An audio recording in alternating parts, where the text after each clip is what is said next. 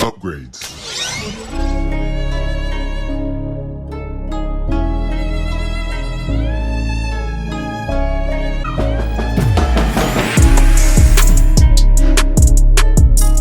Sophia, Michael, nice to meet you as well. My name is Samuel Leggett with JVS Media Productions, here to talk about the sequel, Rebel Moon, The Scargiver. So I got two questions to kind of give you, let you kind of unpack it at your own time. One of the biggest things is that you guys were given a lot more time to deal with each other's weaknesses and strengths, but specifically for Coller moving into this road of redemption. And so I wanted you guys to tell me kind of what it was to you guys kind of working together with the progression of these characters in this story. And then the follow-up question is for you, Sophia, because you've been in some amazing physically demanding roles. I mean, Star Trek, of course, but then you've been in some of everything. And with this one, the first movie, I was like, oh, wow, she's putting in a lot of work. But this one, this is a very different order of warfare. And so I wanted to know what was the undertaking for preparation for the physicality of this movie as well.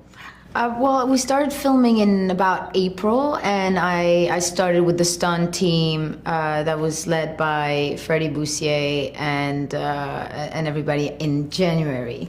So, which gave me a few months to really go in there and like practice, condition myself, build the body that I needed in order to sustain all that was required of me, But it didn't stop.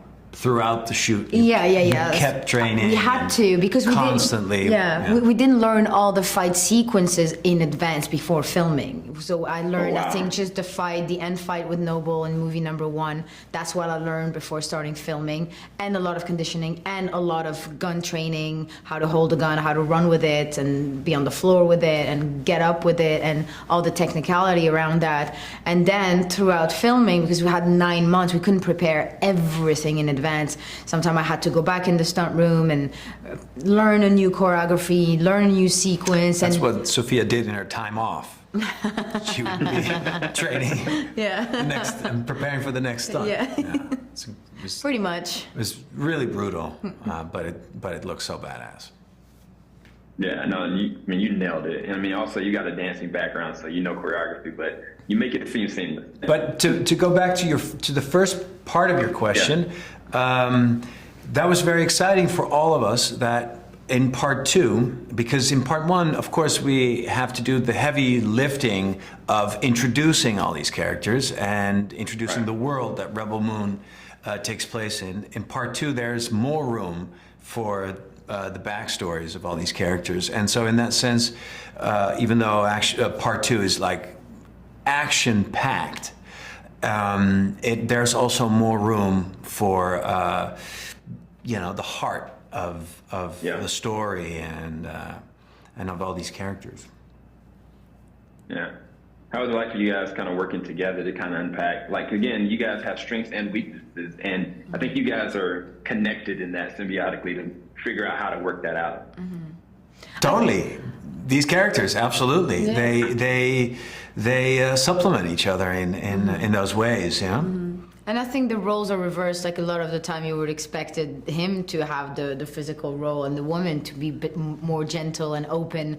And I think it was fun for us to explore the opposite, which can very easily happen in real life, I think. But that, that they're still attracted towards each other and that they will still go for the love that they have for each other.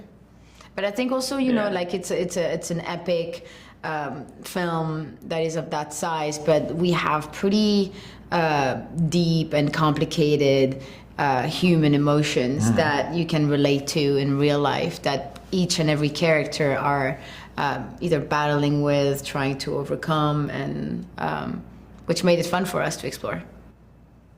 Yeah, I think Zack left a good foundation in the first movie for there to be a good distribution of action and emotion. I think you guys handled it perfectly. So thank you guys for answering my questions. And Sophia, happy belated birthday. Thank you. Congratulations on the new film. Thank you. Thank you so much. Take care. Bye. Thank you guys. Take care.